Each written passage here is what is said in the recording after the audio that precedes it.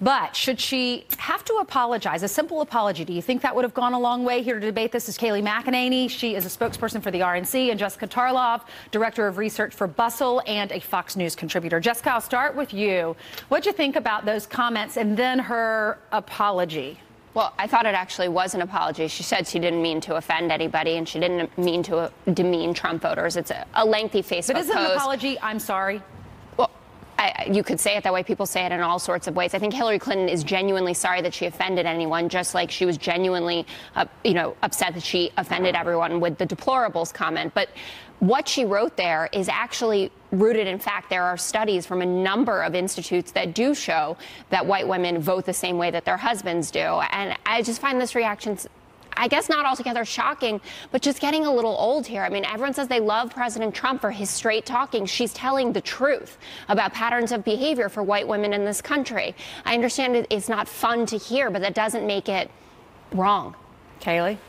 She's not telling the truth. She I is. can tell you this. I was not influenced by my husband or any men in my lives.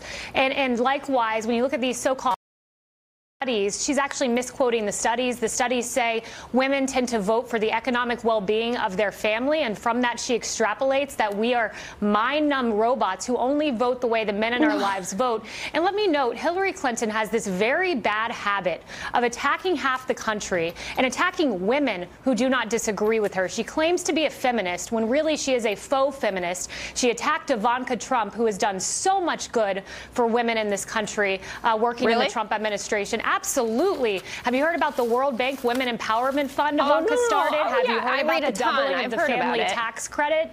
Doubling of the family tax credit, that was Ivanka empowering women in the STEM field. Ivanka Trump is a great woman. Hillary Clinton's tearing her down, and conservative women who don't agree with her. Jessica, when she said my comments were misinterpreted, how do you misinterpret her calling Trump voters backwards, that they don't want black people getting rights and they don't support women getting jobs? She was actually talking about the Make America Great Again message. She wasn't actually talking about Trump voters.